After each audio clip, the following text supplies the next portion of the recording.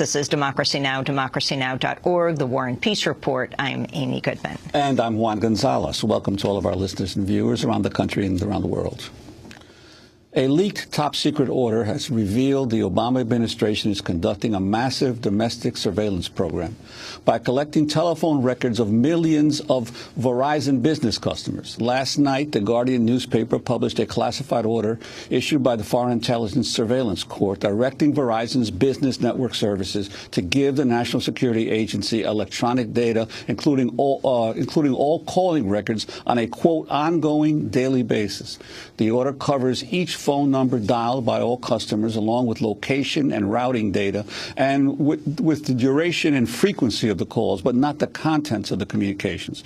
The order expressly compels Verizon to turn over records for both international and domestic records. It also forbids Verizon from disclosing the existence of the court order.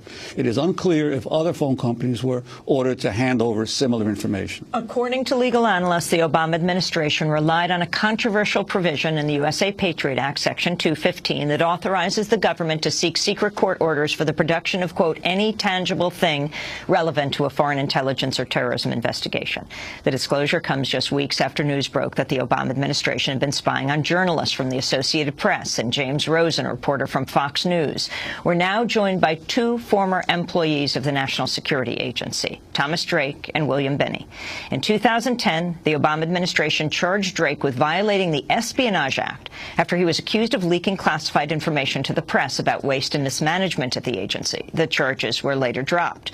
William Binney worked for almost 40 years at the NSA. He resigned shortly after the September 11th attacks over his concern over the increasing surveillance of Americans. We're also joined in studio here by Shana Karidal, senior managing attorney at the Center for Constitutional Rights. First, for your legal opinion, Shana, can you talk about the significance of what has just been revealed? Sure. So I think, we have had stories, including one in USA Today in May 2006, that have said that the government is collecting, basically all the phone records from a number of large telephone companies. What's significant about yesterday's disclosure is that it's the first time that we've seen the order to really appreciate the sort of staggeringly broad scope of what one of the judges on this Foreign Intelligence Surveillance Court approved of, and the first time that we can now confirm that this was under Section 215 of the Patriot Act, which, has been dubbed the libraries provision because people were mostly worried about the idea that the government would use it to get library records. Now we know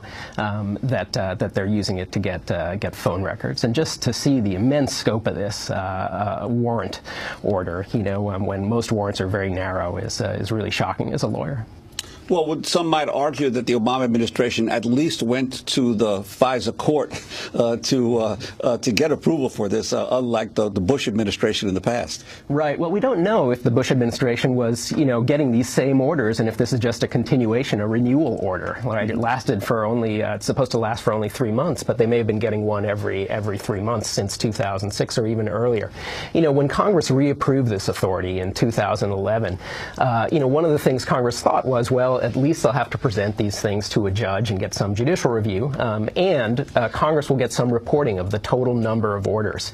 But when one order covers every single phone record for a massive phone company like Verizon, the reporting that gets to Congress is going to be very hollow. And then similarly, when the judges on the FISA court are handpicked by the Chief Justice, and the government can go to a judge, as they did here in North Florida, who was appointed by Ronald Reagan, who's 73 years old and is known as a draconian kind of hanging judge in his sentencing, and get some order that's this broad, I think both the judicial review and the congressional oversight checks are very weak. And of course, this is just Verizon because that's what Glenn Greenwald of The Guardian got a hold of. That doesn't mean that there aren't other orders for the other telephone companies, right? Absolutely. Like Bell South, like